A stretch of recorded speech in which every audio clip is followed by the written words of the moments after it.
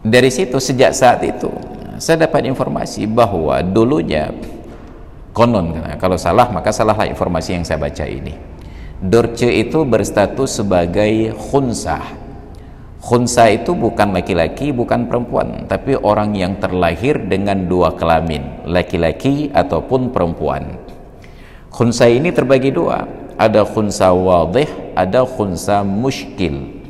Khunsa wadih walaupun mempunyai dua organ kelamin, berfungsi hanya salah satunya saja, kelamin laki-lakinya saja atau kelamin perempuannya saja, ditandai ketika buang air kecil. Maka apa yang berfungsi itulah jenis kelaminnya. Sedangkan khunsa muskil ada dua alat kelamin, fungsinya gonta-ganti. Kadang-kadang dia buang air kecil lewat organ laki-laki, kadang-kadang lewat organ perempuan. Maka jadilah muskil melihat perkembangan waktu tersebut. Nah, ini kondisi Dorce. Beda dengan bencong. Bencong itu ciagam tok-tok, pinainong ro. Itu disebut dengan mukhannas, bukan khunsa. Mukhannas dalam bahasa Arabnya. Jadi bencong itu benar-benar laki-laki yang pinong-inong roh. Dalam agama hukumnya jelas, dilaknat oleh Allah orang laki-laki yang menyerupakan diri seperti perempuan dan orang perempuan yang menyerupakan diri seperti laki-laki. Berangkat dari pemahaman itulah dulunya guru-guru kita dan orang-orang tua kita sangat marah melihat orang perempuan pakai celana panjang. Karena dalam pemahaman orang tua kita, celana panjang identik dengan pakaian laki-laki. Tapi seiring waktu, ternyata mode celana itu berubah. Celana panjang wujudnya seperti celana, tapi penampilannya seperti rok. Maka ada celana kulot dulu katanya, rok kulot untuk orang perempuan. Jadi ternyata dalam Islam bukan persoalan celana dengan rok. Dalam Islam itu yang jadi masalah adalah menyerupai. Selama tidak ada proses menyerupai, biasa saja.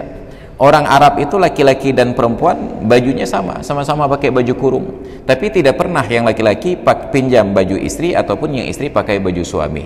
Jelas identitas, ini baju kurung laki-laki, ini baju kurung perempuan.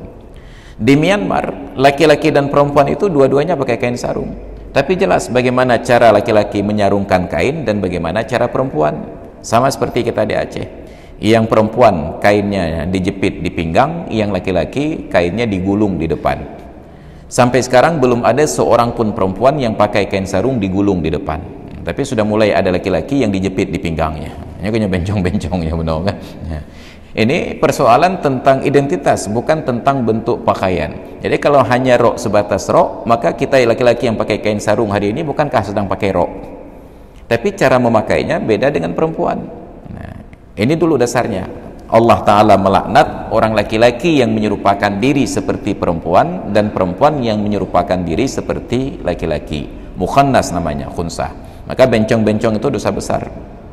Tapi tidak diurus di Aceh karena tidak masuk dalam kanun. Yang ada kanun hanya khalwat, zina, mesir, judi dengan arak saja. Tidak ada kanun tentang bencong. Maka berkeliaranlah bencong di seputaran Masjid Raya Baitur Rahman. Jadi tahun 80-an ditemukanlah teknologi operasi kedokteran, operasi transseksual, entah di Singapura entah di Thailand pada waktu itu. Jadi beliau ini berkonsultasi dengan majelis ulama, bolehkah dalam kasus beliau sebagai khunsa untuk operasi transseksual, mempertegas kelamin, bukan ganti kelamin. Kalau ganti kelamin dari laki-laki jadi perempuan atau sebaliknya, ini mempertegas kelamin karena statusnya khunsah. Respon dari majelis ulama terpecah dua. Yang sebahagian menyatakan tidak boleh, hukumnya haram dengan alasan itu mengubah ciptaan Allah. Yang sebahagian lagi menyatakan boleh untuk mempertegas identitasnya sebagai perempuan atau sebagai laki-laki. Kesimpulannya, beliau mengambil pendapat yang kedua, boleh. Maka berangkatlah beliau operasi transseksual, memilih identitas menjadi perempuan. Ketika kembali ke Indonesia, muncul lagi persoalan kedua. Dalam status barunya sebagai perempuan, boleh kawin atau tidak? Karena beliau seorang yang religius, menghormati para ulama, beliau konsultasi lagi. Kembali majelis ulama berbeda pendapat. Sebahagian menyatakan tidak boleh karena belum tentu beliau perempuan, bisa jadi laki-laki.